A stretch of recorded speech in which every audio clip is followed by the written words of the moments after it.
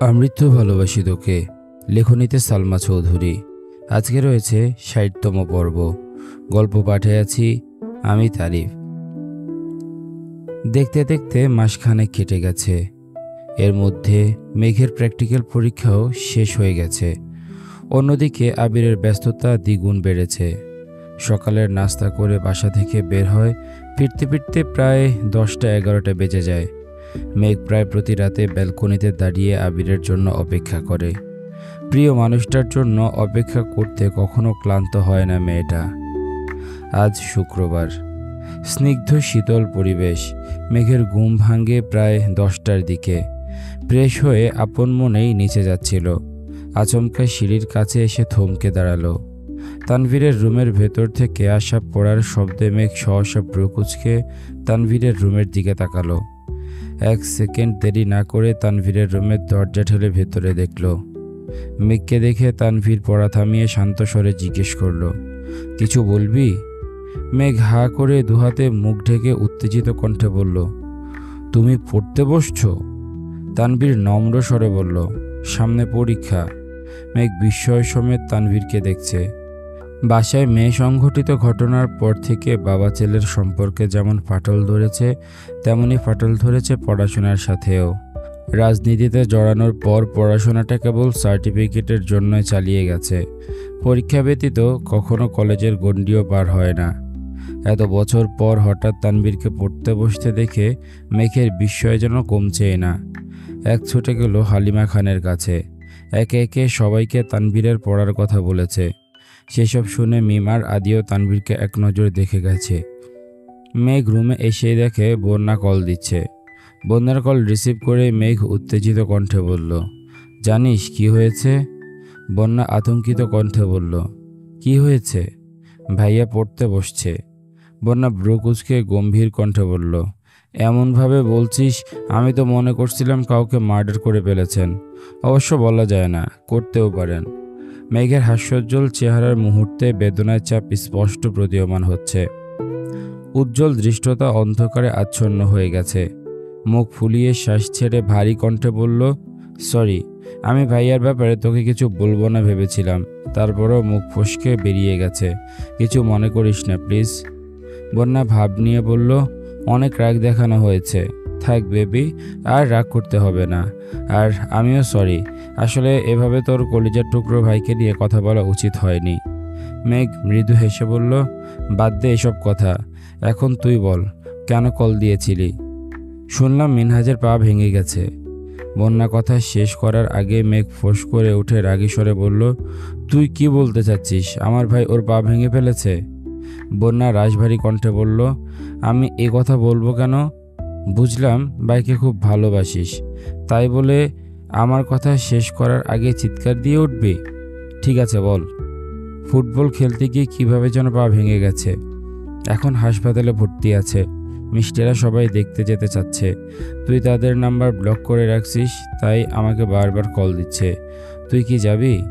মেঘ ধীর কণ্ঠে বলল, আজ শুক্রবার, আব্বু বড় আব্বু সবাই বাসায়, দেখি যেতে দেন কিনা। আচ্ছা, আমাকে জানাইস। ঠিক আছে। মেঘ নিচে আসতে আব্বুর সাথে দেখা। মেঘ ভয়ে ভয়ে বলল, আব্বু, আমার একটা ফ্রেন্ড পায়ে ব্যথা পেয়েছে, সবাই দেখতে যাবে, আমিও চাই। মোজাম্মেল খান মেয়ের দিকে তাকিয়ে মলিন হেসে বললেন, ঠিক আছে যাও, তানভীরকে নিয়ে যেতে বলো, ভাইয়া পড়তেছে। মোজাম্মেল খান আশ্চর্যান্বিত নয়নে তাকিয়ে বললেন, কি, তোমার ভাই পড়তে বসছে? মেঘ নিঃশব্দে হেসে বলল, হ্যাঁ, অনেকক্ষণ যাবৎ পড়তেছে। হঠাৎ পড়তে বসার কারণ কি? জানি না, ভাইয়াকে ডাকবো? মোজাম্মেল খান ধীর কণ্ঠে বললেন, না থাক, পড়তে যেহেতু বসেছে পড়ুক, তুমি বরং আবিরকে বলো নিয়ে যেতে। আবিরের নাম শুনে মেঘ আতঙ্কিত কণ্ঠে বলল, না, আমি একাই যেতে পারবো। মেঘ মনে মনে ভাবছে, আবির ভাই যদি জানতে পারে আমি মিনহাজকে দেখতে যেতে চাচ্ছি, তাহলে তো তেলে বেগুনে জ্বলে উঠবে। মোজাম্মেল খান হালকা ধমকের স্বরে বললেন, একা যেতে হবে না, আবিরকে নিয়ে যাও। আবির ভাই ঘুমাচ্ছেন, এত বেলা হয়ে গেছে এখনও ঘুমাচ্ছে। আবিরের ঘুম ভাঙিয়ে তোমাকে নিয়ে যেতে বলো, আর আবির রাজি না হলে আমি নিয়ে যাব। মেঘ বিড়বিড় করতে করতে আবিরের রুমের সামনে এসে দাঁড়ালো। বুক ফুলিয়ে শ্বাস টেনে পোষ করে শ্বাস ছেড়ে ভেতরে ঢুকলো। আবিরের মায়াময় ঘুমন্ত চেহারায় কিছুক্ষণ তাকিয়ে থেকে আস্তে করে ডাকলো, আবির ভাই। আবির ঘুমের মধ্যে জবাব দিল, হুম। মেঘ খানিক থেমে মৃদুস্বরে আবারও ডাকলো, আবির ভাই। আবির ঘুম ঘুম চোখে তাকিয়ে মেঘকে দেখে মুচকি হাসল। আবিরের সদ্য ভাঙা স্বপ্নটা আবারও চোখের সামনে ভেসে উঠেছে। মেঘের মায়াবী আদলে তাকিয়ে মোলায়েম কণ্ঠে বলল, জি ম্যাম, বলুন। মিনহাজের কথা শুনে কি না কি করে বসবে সেসব ভেবে ভয় মেঘের বুক কাঁপছে। তবু সাহস নিয়ে বলল, আব্বু বলছেন আমাকে নিয়ে একটু বাইরে যেতে। আবির শোয়া থেকে এক লাফে বসে উত্তেজিত কণ্ঠে বলল, চাচ্চু বলেছে? জি। কোথায়? মিনহাজ পায়ে ব্যথা পেয়েছে, দেখতে যাব। আবির ভ্রুকুচকে জিজ্ঞেস করলো, পায়ে ব্যথা কিভাবে পেয়েছে? ফুটবল খেলতে গিয়ে। আপনি যাবেন? যাব না কেন, চাচ্চু বলেছেন, যেতে তো হবেই। আবির রেডি হয়ে নিচে নামতে মোজাম্মেল খানের সাথে দেখা। মোজাম্মেল খান শান্ত স্বরে বললেন, যাওয়ার সময় ফলমূল কিনে নিয়ে যেও। জি আচ্ছা, আর হ্যাঁ, নাস্তা করে বের হও। আবির বলতে নিল পরে খাবো, কিন্তু বলতে পারল না। মেঘ রেডি হয়ে নামতে নামতে আবির অল্প নাস্তা করে নিয়েছে। রাস্তা থেকে ফল আর কিছু খাবার নিয়ে মিনহাজকে দেখতে গেল। আবিরকে দেখে মিনহাজ শোয়া থেকে উঠতে নিল। আবির তাকে থামিয়ে ধীর কণ্ঠে বলল, এত চাপ নিও না, শুয়ে থাকো। বন্যা মিষ্টিরাও পাশে দাঁড়ানো। আবির মিনহাজের সাথে স্বাভাবিক ভঙ্গিতে কথা বলছে। তামিমও তাতে সঙ্গ দিচ্ছে, কিন্তু মেঘের বিষয়টা একদম ভালো লাগছে না। মেঘ এখন পর্যন্ত আবিরকে যতটা চিনেছে, আবির মোটেই এরকম নয়। মিনহাজদের সাথে আবিরের কথোপকথন শুনে মনেই হচ্ছে না যে দুদিন আগে তাদের ভেতরে এত বিদ্বেষ ছিল। মেঘ বন্যার হাতে চিমটি কেটে বিড়বিড় করে বলল, আবির ভাই হঠাৎ মিনহাজদের প্রতি এত উদার কেন হলো বলতো? রাস্তায় এক ছেলে আমার হাত ধরেছিল বলে যা তা অবস্থা করেছিল, আর এখন এত বড় ঘটনার পরও উনি এত স্বাভাবিক কেন? বন্যা গম্ভীর কণ্ঠে বলল, আবির ভাইয়া কি আমার নাকি তোর, আমি কিভাবে জানবো? আবির কিছুক্ষণ কথা বলে বেরিয়ে গেছে। মেঘরা বেশ কিছু সময় কথাবার্তা বলল। এর মধ্যে মিনহাজের বাড়ি থেকে মানুষ আসছে। এই অবস্থায় হোস্টেলে থাকতে কষ্ট হয়ে যাবে, তাই কিছুদিনের জন্য ওকে বাড়িতে নিয়ে যাবে। মিনহাজকে বিদায় দিয়ে মেঘ বন্যারা বিভিন্ন বিষয়ে কতক্ষণ আলোচনা করলো। আবিরকে কল দেওয়ার কিছুক্ষণের মধ্যেই আবির চলে আসছে। মেঘ স্বাভাবিক কণ্ঠে জিজ্ঞেস করলো, কোথায় গিয়েছিলেন? একটু কাজ ছিল। একটা কথা বলবো? আপনার এত পরিবর্তনের কারণ কি? আবির ভ্রু গুটিয়ে ধীর কণ্ঠে শুধালো, কিসের পরিবর্তন? আপনি তো আগে এমন ছিলেন না, তাহলে এখন এমন হয়ে যাচ্ছেন কেন? আবির মলিন হেসে বলল, আপনার ভালোর জন্য। আমার ভালোর জন্য? আবির বাইক স্টার্ট দিতে দিতে বলল, সময় হলে বুঝবেন। মেঘ শঙ্কায় আর কিছুই বলতে পারল না। চুপচাপ দুজনে বাসায় ফিরেছে। 3 দিন কেটে গেছে। তানভীর গতকালই বন্ধুদের সাথে ট্যুরে গেছে, ফিরতে আরও 1-2 দিন লাগবে। আজ মিমের স্কুলের প্রোগ্রাম, তাই সকাল থেকে মেঘের কাছে বায়না ধরেছে প্রোগ্রামে মেঘের ফোনটা নেয়ার জন্য। মেঘও তেমন আপত্তি করেনি, মিমকে ফোন দিয়ে দিয়েছে। বিকেল দিকে মেঘ ঘুমিয়েছিল। হঠাৎ হালিমা খান আর আকলিমা খান এসে ডাকতে শুরু করেছেন। মেঘ ঘুমের মধ্যে কোনো রকমে বলল, ডাকছো কেন আম্মু? তোকে দেখতে মানুষ আসছে, তাড়াতাড়ি ওঠ।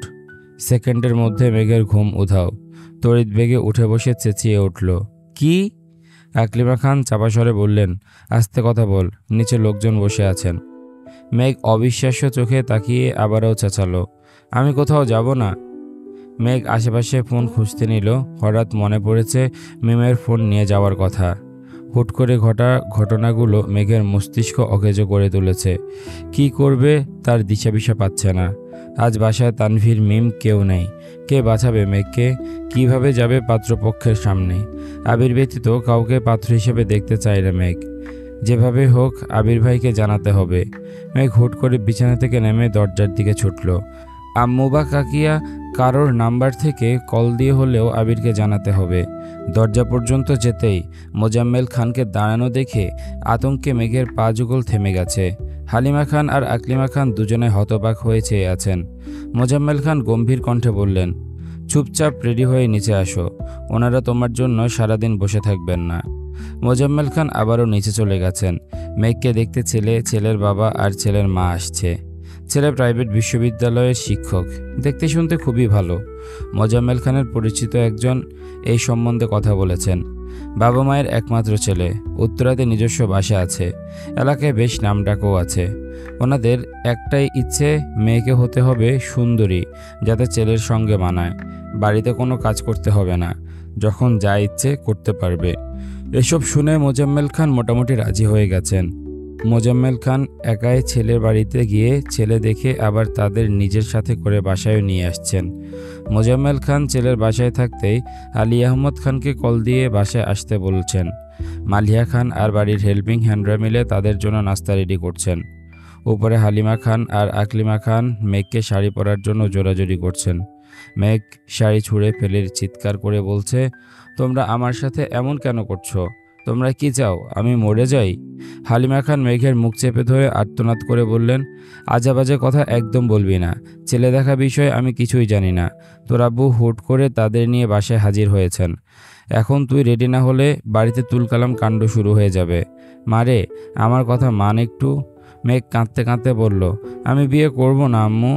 আকলিমা খান মেঘের চোখ বুঝে শীতল কণ্ঠে বললেন, ছেলে পছন্দ না হলে তোকে বিয়ে করতে হবে না। তুই শুধু রেডি হয়ে নিচে যাবি আর আসবি, ঠিক আছে? মেঘ আবারও বলল, আব্বুর দেখানো কোনো ছেলেকে আমার পছন্দ হবে না, আমি বিয়ে করব না। মোজাম্মেল খান নিচ থেকে উচ্চস্বরে ডাকলেন, কি হলো তোমাদের, আর কতক্ষণ লাগবে? হালিমা খান আর আকলিমা খান দুজনেই মেঘের চোখ মুছে মেঘকে সাজাতে শুরু করেছেন। মেঘের দু চোখ বেয়ে অনর্গল পানি পড়ছে। বাকরুদ্ধ হয়ে দাঁড়িয়ে আছে মেঘ। আবিরই মেঘের জীবনের একমাত্র স্বপ্নপুরুষ।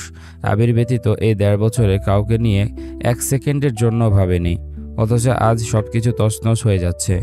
কিছুক্ষণের মধ্যে মেয়েকে এক কঠিন পরিস্থিতি মোকাবেলা করতে হবে। ভেতরে ভেতরে মেয়েটা চিৎকার করে বলছে, আমি আবির ভাইকে ছাড়া আর কাউকে বিয়ে করব না। অথচ মুখ ফুটে কিছুই বলতে পারছে না। কান্না গলায় আটকে মেঘের নিঃশ্বাস বন্ধ হয়ে আসছে। কাশতে কাশতে চোখ লাল হয়ে গেছে, তবুও কান্না থামছেই না।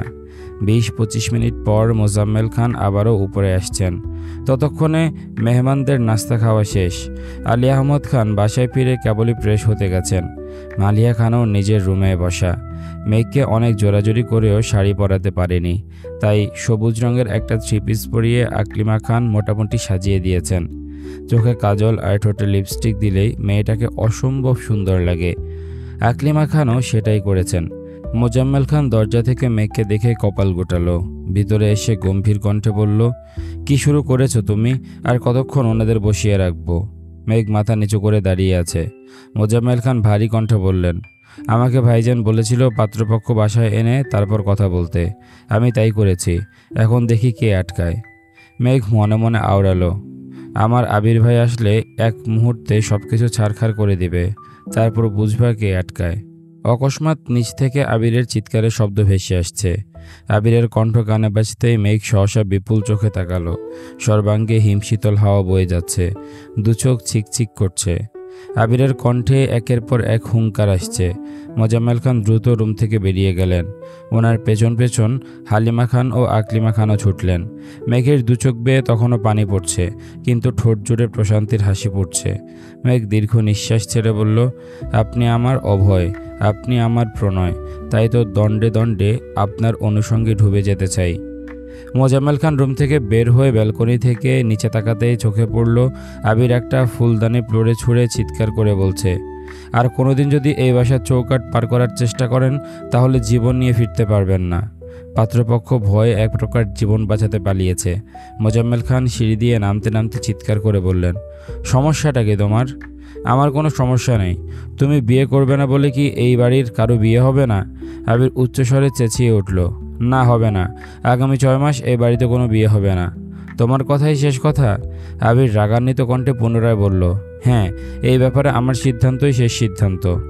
মোজাম্মেল খান রাগে ফোঁসফোঁস করছেন। অতিরিক্ত রাগে আবিরের চোখ মুখ লাল টকটকে হয়ে গেছে।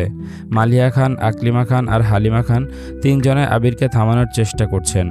আজ আবিরকে থামানো সম্ভব না। মোজাম্মেল খানও রাগের চোটে যা তা বলছে। আবিরও প্রত্যুত্তরে নিজের ক্ষোভ প্রকাশ করেই চলেছে। আবির রাগে সবার পাশ কাটিয়ে উপরে যেতে যেতে বিড়বিড় করে বলল, এরপর পাত্রী দেখার নাম করে কেউ এই বাসায় আসলে চৌকাঠ পার হওয়ার আগে 2 পা ভেঙে দেব। অতিরিক্ত রাগে আবিরের শরীর ঘেমে একাকার অবস্থা। শার্টের বোতাম খুলতে খুলতে একটু এগুতে মেঘের সঙ্গে দেখা। ডাগর ডাগর দু চোখে গাঢ় কাজল আর ঠোঁট ভর্তি লিপস্টিক দেখে আবিরের মেজাজ তুঙ্গে। মেঘ ছলছল নয়নে তাকিয়ে আছে।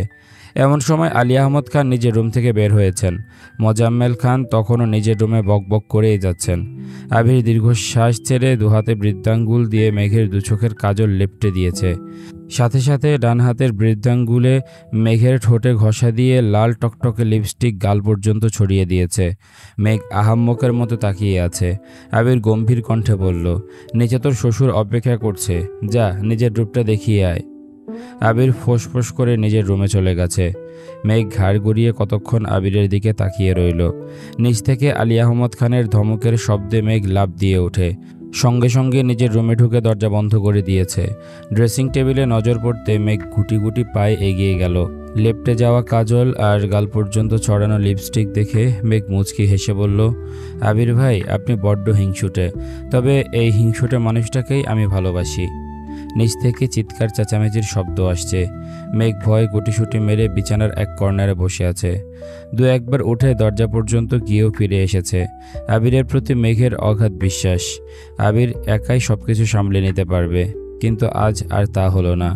দুই ভাইয়ের পীড়নে আবির আটকে গেল। আলী আহমদ খান হুঙ্কার দিয়ে উঠলেন, তোমাদের জন্য কি এলাকার মান সম্মান নিয়ে বাঁচতে পারবো না?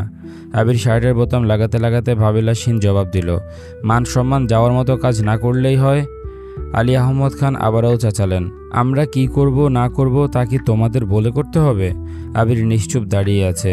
মোজাম্মেল খান দুহাতে মাথা চেপে ধরে বসে আছেন। আলী আহমদ খান আবারও বলতে শুরু করলেন, শুধু হাতে পায়ে বড়ই হয়েছ, কিন্তু মানুষের সাথে কেমন আচরণ করতে হয় তা শিখোনি। এই মানুষগুলো যখন বাইরে আমার উপর আঙ্গুল তুলবে, তখন কি জবাব দেব আমি? আমার ছেলে হয়ে তোমার এই আচরণ কিভাবে হতে পারে? তোমরা প্রতিনিয়ত প্রমাণ করছো তোমরা কারো ভরসার যোগ্য নও। তোমাদের উপর ভরসা করলে একদিনে আমার সাম্রাজ্য ধ্বংস করে ফেলবে। আবির দীর্ঘ নিঃশ্বাস ছেড়ে ধীর কণ্ঠে বলল, আব্বু প্লিজ মাথা ঠান্ডা করুন, আপনি অসুস্থ। আমার অসুস্থতা নিয়ে তোমার ভাবতে হবে না, তোমার আচরণই সব কিছু বুঝিয়ে দিয়েছে। আবির ভেতরের ক্রোধ কোনোভাবে আটকাতে পারছে না। রাগী স্বরে বলল, ঠিক আছে, আমি যেহেতু আপনার সাম্রাজ্যের একমাত্র সমস্যা, সেই সাম্রাজ্য আর কলঙ্কিত না করি। আবির দীর্ঘ কদম ফেলে বাসা থেকে বেরিয়ে যাচ্ছে। আলী আহমদ খান পেছন থেকে আবারও হুঙ্কার দিয়ে উঠলেন, এটা ভদ্রলোকের বাড়ি, এই বাড়িতে কোনো গুন্ডা বদমাশের জায়গা নেই। আবির কথাটা শুনেও ফিরে তাকায়নি। বাড়ির তিন কর্তী এক কোণায় চুপ করে দাঁড়িয়ে আছেন। আলী আহমদ খান আর মোজাম্মেল খানের রাগে তারা বরাবরই চুপ থাকে। আবির বেরিয়ে গেলেও দুই ভাই এখনও থামতে পারছে না। বুকের ভেতরে ক্রোধ থেমে থাকার নয়। কোনো ব্যক্তি আলী আহমদ খানের যতই প্রিয় হোক না কেন, খান বাড়ির মান সম্মানে আঘাত করলে আলী আহমদ খান তাকে কখনোই ছেড়ে দেন না, হোক সেটা আবির কিংবা 28 বছর পূর্বে আবিরের ফুপ্পি। প্রিয়ের চেয়েও প্রিয় মানুষকেও ক্ষণিকের ব্যবধানে অপ্রিয় করে তুলতে সক্ষম। ঘণ্টাখানেকের মধ্যে খানবাড়ির পরিবেশ নিস্তব্ধ হয়ে গেছে। যে যার রুমে চলে গেছেন। আলী আহমদ খান প্রেশারের ওষুধ খেয়ে শুয়ে পড়েছেন। মালিয়া খান ওনার পাশে বসে আস্তে করে বললেন, ছেলেটাকে এভাবে কথা বলা আপনার ঠিক হয়নি। আপনি ভাববেন না যে আমি আপনাকে জ্ঞান দিচ্ছি। আবির তানভীর দুজনে মেঘকে অনেক বেশি আদর করে, তাই মেঘের বিয়ের ব্যাপারটা ওরা কিছুতে মানতে পারছে না। এদিকে মেঘের আব্বু একের পর এক ছেলে দেখেই যাচ্ছে, ওদের কি দোষ? আলী আহমদ খান গম্ভীর কণ্ঠে বললেন, ছেলেকে কল দিয়ে বাসায় আসতে বলো। মালিয়া খান সঙ্গে সঙ্গে নিজের ফোন থেকে আবিরের নাম্বারে কল দিল, কিন্তু আবিরের ফোন বন্ধ। টানা 2-3 বার কল দেওয়ার পরও বন্ধ পেয়ে মালিয়া খান ভয়ে সিটিয়ে পড়েছেন। ততক্ষণে আলী আহমদ খান ঘুমিয়ে পড়েছেন। মালিয়া খান রুম থেকে বেরিয়ে দ্রুত হালিমা খানকে ডাকলেন। মোজাম্মেল খান রুমে বসা। ভাবির আতঙ্কিত কণ্ঠ শুনে জিজ্ঞেস করলেন, কি হয়েছে ভাবি? ভাইজানের কিছু হয়েছে? না, আবিরের ফোন বন্ধ, কল দিয়ে পাচ্ছি না। মোজাম্মেল খান নিজের ফোন থেকেও একবার চেষ্টা করলেন। বন্ধ পেয়ে স্বাভাবিক কণ্ঠে বললেন, রাগ করে বেরিয়েছে, তাই হয়তো ফোন বন্ধ, খুলে ফেলবে কিছুক্ষণের মধ্যে, আপনি রেস্ট নিন। হালিমা খানও বেশ কিছুক্ষণ বুঝিয়েছেন, কিন্তু মালিয়া খানের আতঙ্ক কমছেই না। তানভীরকে কল দিয়ে বলেছে। তানভীর ওখান থেকে পরিচিত সবার সাথে যোগাযোগ করেছে, কিন্তু আবিরের সাথে কারো কথা হয়নি। রাকিবকে কল দেয়ায় রাকিব বলল, আবির যাওয়ার সময় আমাকে বলেছে প্রয়োজনে আজই আব্বু চাচ্চুকে সব বলে দিব, তবুও এত প্যারা নিতে পারবো না। তানভীর বাসার ঘটনা যা জানে সবটাই রাকিবকে জানিয়েছে। সব জায়গায় খোঁজখবর নিতে বলেছে। এত ঘটনার মাঝে মেঘের কোনো হদিস নেই। ইকবাল খান সন্ধ্যের দিকে অফিস থেকে ফেরার পথে মিমকে প্রোগ্রাম থেকে নিয়ে আসছে। বাসায় এসে এসব ঘটনা শুনে ইকবাল খান স্তব্ধ হয়ে গেছেন। মিম সঙ্গে সঙ্গে ছুটল মেঘের রুমের দিকে। মেঘের রুমের দরজা বন্ধ। অনেকক্ষণ ডাকার পর মেঘ ঘুম থেকে উঠে দরজা খুলে দিয়েছে। মেঘের চোখ আর ঠোঁট এখনও আগের মতোই আছে। মিম ভ্রু কুঁচকে বলল, তোমার এই অবস্থা কেন? মেঘ আয়নায় নিজের মুখটা দেখে মুচকি হেসে বলল, এমনি। মিম মেঘের ফোন মেঘকে দিয়ে আতঙ্কিত কণ্ঠে বলল, তুমি হাসছো? ভাইয়া যে রাগ করে বাসা থেকে বেরিয়ে গেছে তা কি তুমি জানো? এমনকি ভাইয়ার ফোনও নাকি বন্ধ। মেঘ আতকে উঠে বলল, কি? মেঘ তাড়াতাড়ি আবিরের নাম্বারে ডায়াল করলো। সত্যি সত্যি নাম্বার বন্ধ। ইন্টারনেটে সব জায়গা থেকে মেসেজ দিয়েছে, কিন্তু আবির কোথাও নেই। মেঘের চোখ মুখ মুহূর্তে অন্ধকারাচ্ছন্ন হয়ে গেছে। বুকের ভেতর আতঙ্ক বাসা বেঁধেছে। মেঘের এখন নিজের উপরই খুব রাগ হচ্ছে। না ঘুমিয়ে তখন রুম থেকে বের হলেই পরিস্থিতি বুঝতে পারত। অন্তত আব্বু আর বড় আব্বুর সামনে কিছু একটা বলতে পারত। মিম শীতল কণ্ঠে বলল, আজ তোমার ফোনটা নিয়ে একেবারে উচিত হয়নি, সরি আফু। মেঘ মৃদু হেসে বলল, তোর কোনো দোষ নাই, সব দোষ আমার কপালের, তুই রুমে যা। মেঘ অনবরত আবিরের নাম্বারে কল দিয়েই যাচ্ছে। ফুফি, জান্নাত আপু, আসিফ ভাইয়া সবার সাথে কথা বলেছে, কিন্তু কেউ কিছু জানে না। মেঘ নিচে নামতে পারছে না, কারণ আজকের এই ঘটনার জন্য মেঘ নিজেকেই দায়ী করছে। মেঘ উপায় না পেয়ে বন্যাকে কল দিল। বন্যা কল রিসিভ করতেই মেঘ একে একে সব বর্ণনা করেছে। বন্যা শান্ত স্বরে বলল, আচ্ছা রাত পর্যন্ত অপেক্ষা কর, দেখ উনি আসেন কিনা। ফোন বন্ধ জেনেও মেঘ একের পর এক কল দিয়েই যাচ্ছে। রাত 9টার দিকে তানভীর মেঘকে কল দিল। মেঘ কান্না ভেজা কণ্ঠে জিজ্ঞেস করলো, ভাইয়া আবির ভাই কোথায়? তানভীর মোলায়েম কণ্ঠে বলল, আমি খোঁজ নিচ্ছি, যোগাযোগ হলে জানাবো। তাছাড়া আগামীকাল আমি বাসায় ফিরবো, তুই মন খারাপ করে থাকিস না। মেঘ কাঁদতে কাঁদতে বলল, আমার জন্যই তোমাদের এত ঝামেলা, আমি যেদিকে দু চোখ যায় সেদিকে চলে যাব। তানভীর ঠান্ডা কণ্ঠে বলল, পাগলামি করিস না বনু, একটু বোঝার চেষ্টা কর। মেঘ কল কেটে দিয়েছে। রাতে কারো খাওয়া দাওয়া নেই। যে যার মতো আবিরকে কল দিচ্ছে। পরিচিত সবার সাথে বারবার যোগাযোগ করেছে, কিন্তু কেউ কিছুই জানে না। বন্যা রাতে আবারও কল দিয়ে খোঁজ নিয়েছে। 2 দিন কেটে গেছে, আবির এখনও বাসায় ফিরেনি। 2 দিন ধরে কোনো অফিসেও যাচ্ছে না। আলী আহমদ খান, মোজাম্মেল খান, ইকবাল খান নিজেদের মতো খোঁজখবর নিয়েই যাচ্ছেন, কিন্তু আশানুরূপ ফলাফল পাচ্ছেন না। আজ বিকেলে বন্যা মেঘদের বাসায় আসছে। মেঘকে রুমে না পেয়ে সরাসরি ছাদে গেল। মেঘ চোখ বন্ধ করে সোফায় হেলান দিয়ে বসেছিল। বন্যা মৃদু স্বরে ডাকলো, মেঘ। মেঘ বন্যাকে দেখে বসা থেকে উঠে জড়িয়ে ধরে কাঁদতে কাঁদতে বলল, আমার জীবনে এত কষ্ট কেন? বন্যা মেঘের মাথায় হাত বুলিয়ে শান্ত স্বরে বলল, কষ্ট সবার জীবনেই থাকে, কেউ মনের মধ্যে চেপে রাখতে পারে, আবার কেউ পারে না। মন খারাপ করিস না, দোয়া করি আবির ভাইয়া যেন তাড়াতাড়ি ফিরে আসেন। মেঘকে বেশ কিছুক্ষণ বোঝানোর পর মেঘ শান্ত হয়েছে। 2 বান্ধবী পাশাপাশি বসা। বন্যা হঠাৎ ধীর কণ্ঠে বলল, একদিক থেকে তুই খুব ভাগ্যবতী। কোন দিকে? এই যে আবির ভাইয়ার প্রেয়সী হিসেবে দুনিয়া উল্টে যাক আর যাই হয়ে যাক, তোর বিপদে উনি ঠিকই তোকে বাঁচিয়ে নেন। এমন মানুষ পাওয়া ভাগ্যের বিষয়। সে ভাগ্যটাকে তো কোনোভাবে ধরে রাখতে পারছি না, আর নিজেকে শক্তও রাখতে পারছি না।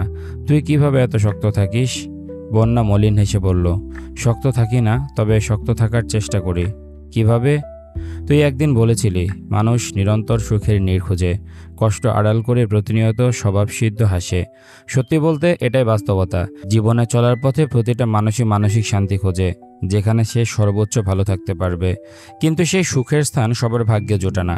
তখন বাধ্য হয়ে ভালো থাকার অভিনয় করতে হয়। মেঘ ভ্রু কুঁচকে প্রশ্ন করল, তোর আবার কি হয়েছে যে তোকে অভিনয় করতে হয়? বন্যা মলিন হেসে বলল, তেমন কিছু না, বাদ দে। মেঘ ভারী কণ্ঠে বলল, আমি বাদ দেব না, তোকে আজ বলতেই হবে। আমি প্রায় খেয়াল করি তুই মাঝে মাঝে মনমরা হয়ে থাকিস, জিজ্ঞেস করলে ইগনোর করিস। আজকে তোকে বলতেই হবে। জানি কথাগুলো শুনলে তোর কষ্ট লাগবে, কারণ আমি তোর বেস্ট ফ্রেন্ড হয়েও তোর কাছে এত বড় সত্যিটা লুকিয়েছি। মেঘ ভ্রু কুঁচকে আতঙ্কিত কণ্ঠে প্রশ্ন করল, কি হয়েছে তোর? বন্যা ঢোক গিলে উষ্ণ স্বরে বলতে শুরু করলো, আমাদের এসএসসি পরীক্ষার পর অনেক দিন তোর সাথে আমার যোগাযোগ ছিল না। তখন হাতে ফোনও ছিল না। ওই সময় মামা বাড়িতে বেড়াতে গিয়েছিলাম।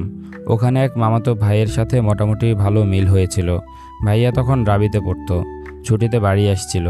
আর যেহেতু ভাইয়াদের বাসাতেই আমরা বেড়াতে গিয়েছিলাম, সেই সুবাদে দুষ্টামি ফাজলামো করতাম। একদিন আম্মু মামা মামি কথা বলছিল, কথার মাঝখানে আমাদের দুজনের কথা উঠে আর মোটামুটি বিয়ের আলোচনা শুরু হয়ে যায়। তখন আমি আর ভাইয়া দুজনেই রুমে উপস্থিত। আমি ফাজলামো করলেও সেটা ভাই হিসেবেই করতাম, কিন্তু আম্মুদের আলোচনায় তা সম্পূর্ণ বদলে গেছে। ভাইয়ার সাথে আমার ওই রকম কিছু নেই, এটা আম্মুকে বলার পর আম্মু বলছে এই বিয়ের আলোচনা আরও 1 বছর আগেই হয়েছিল, যেটা এতদিনে প্রকাশ পেয়েছে।